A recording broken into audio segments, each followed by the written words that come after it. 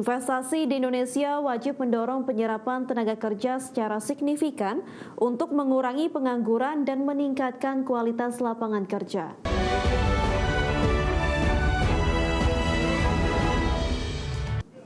Pemirsa, Asosiasi Pengusaha Indonesia atau APindo berharap investasi yang masuk bisa langsung berdampak terhadap penyerapan tenaga kerja secara maksimal. Ketua Bidang Ketenagakerjaan APindo, Bob Azam, menilai investasi di Indonesia wajib mendorong penyerapan tenaga kerja secara signifikan untuk mengurangi pengangguran dan meningkatkan kualitas lapangan kerja, di mana realisasi modal baik domestik maupun asing harus mengutamakan sektor padat karya daripada sektor padat modal. Terlebih lagi, investasi di sektor industri manufaktur dinilai paling efektif untuk menyerap banyak tenaga kerja. Penyerapan tenaga kerja tergantung investasi atau ekspansi yang terjadi. Kalau padat modal ya mungkin penyerapannya juga tidak terlalu tinggi ya.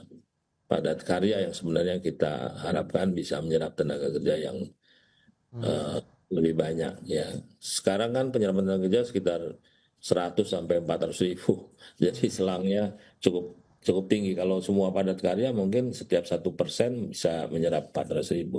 Tapi kalau padat modal mungkin di bawah 100.000. Nah jadi tergantung sektor mana yang menjadi prime mover ya untuk ekonomi kita, dan itu berpengaruh terhadap penyerapan tenaga kerja.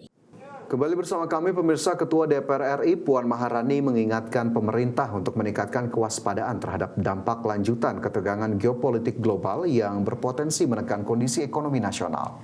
Ya, menurut Puan, langkah antisipatif sangat diperlukan agar tekanan ekonomi tidak semakin dirasakan masyarakat luas dan berdampak pada daya beli masyarakat.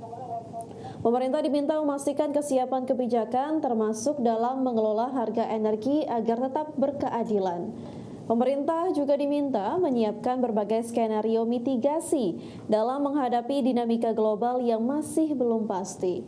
Puan menilai meski Indonesia tidak selalu terdampak langsung, kesiapsiagaan tetap menjadi kunci dalam menjaga stabilitas ekonomi nasional.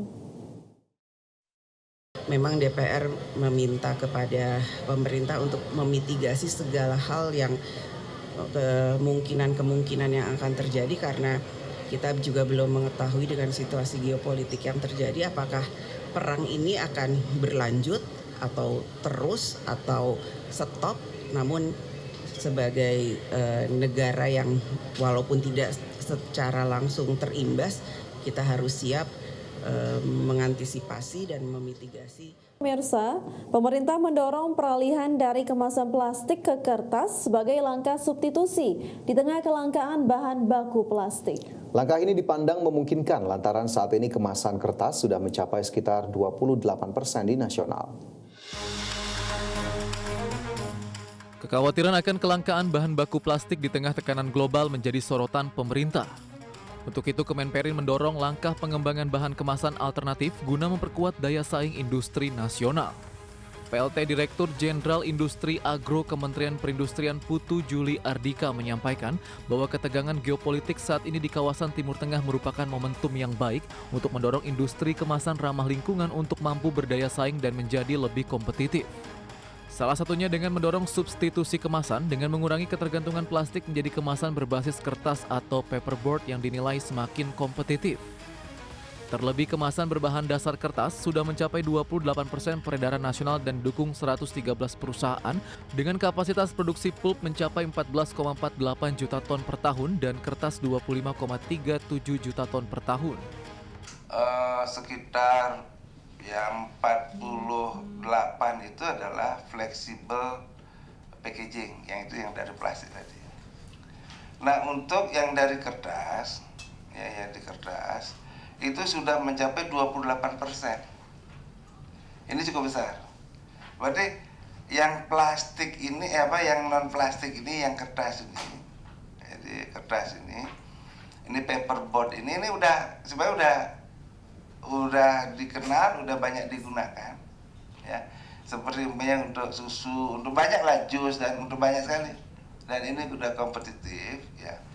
Itu yang sedang kita coba bisnis matchingkan, pertemukan antara pengguna dan produsennya. Nah, sehingga kita bisa meningkatkan ya penggunaan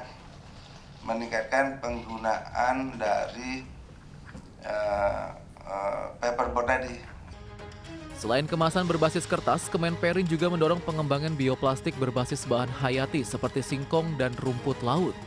Sejumlah pelaku industri dalam negeri telah mulai memproduksi kemasan ramah lingkungan berbasis pati singkong maupun seaweed-based packaging. Dari Jakarta, Divya Salsabila, Adi Firmansyah, IDX Channel. Ya, Presiden Amerika Serikat Donald Trump menegaskan tidak akan mencabut blokade maritim terhadap Iran hingga Teheran menyetujui kesepakatan damai yang diajukan Washington. Situasi semakin diperkeruh dengan aksi penyitaan kapal kargo berbendera Iran oleh pasukan Amerika Serikat baru-baru ini. Ketegangan di jalur energi dunia Selat Hormuz kembali mencapai titik kritis. Melalui platform Truth Social, Presiden Donald Trump menyatakan tetap mempertahankan blokade terhadap seluruh kapal dan pelabuhan Iran.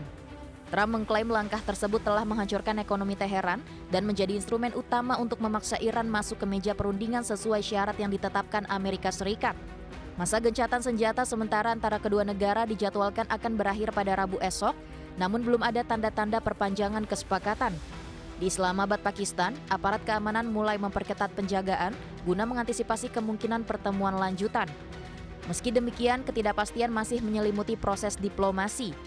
Wakil Presiden J.D. Vance yang dijadwalkan memimpin delegasi Amerika Serikat dilaporkan belum berangkat dari Washington, sementara pihak Iran juga belum memberikan konfirmasi kehadiran.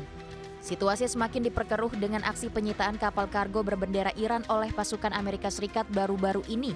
Teheran mengutuk keras tindakan tersebut dan melabelinya sebagai aksi pembajakan serta pelanggaran nyata terhadap gencatan senjata. Sebagai balasan, Iran menegaskan akan terus menutup jalur pengiriman minyak dan gas di Selat Hormuz hingga Amerika Serikat menghentikan blokade pelabuhan mereka. Dengan berakhirnya gencatan senjata besok, kekhawatiran akan pecahnya pertempuran terbuka kembali membayangi kawasan Timur Tengah di sepanjang paruh pertama tahun 2026 ini. Berbagai sumber IDX Channel. Menteri Luar Negeri Uni Eropa sepakat untuk memperluas sanksi terhadap Iran untuk menekan pelanggaran atas kebebasan pelayaran di Selat Hormuz. Sementara itu, Amerika Serikat menjatuhkan sanksi terhadap 14 individu dan entitas yang membantu Iran memperoleh senjata. Para menteri luar negeri anggota Uni Eropa pada Selasa kemarin sepakat untuk memperluas sanksi terhadap Iran. Perluasan sanksi diberikan guna mencegah pelanggaran kebebasan navigasi di Selat Hormuz. Kepala Kebijakan Luar Negeri Uni Eropa Kaja Kallas mengatakan perluasan sanksi juga dijatuhkan untuk menargetkan pihak-pihak yang seharusnya bertanggung jawab atas pelanggaran kebebasan navigasi di perairan Selat Hormuz. Di sisi lain, Amerika Serikat juga menjatuhkan sanksi kepada 14 individu serta entitas yang dianggap membantu Iran dalam perang antara Amerika Serikat dan Iran yang masih berlangsung hingga saat ini. Kementerian Keuangan Amerika Serikat mengumumkan 14 individu dan entitas ini diduga membantu Iran memperoleh komponen senjata. Pihak-pihak yang dijatuhi sanksi tersebut terdiri dari individu dan perusahaan yang berasal dari Iran, Turki, hingga Uni Emirat Arab. Dan keputusan Kementerian Keuangan Amerika Serikat itu muncul sesaat sebelum Presiden Donald Trump mengumumkan untuk memperpanjang gencatan senjata dengan Iran. Sanksi tersebut tetap berlaku meski ada perpanjangan gencatan senjata. Berbagai sumber IDX Channel.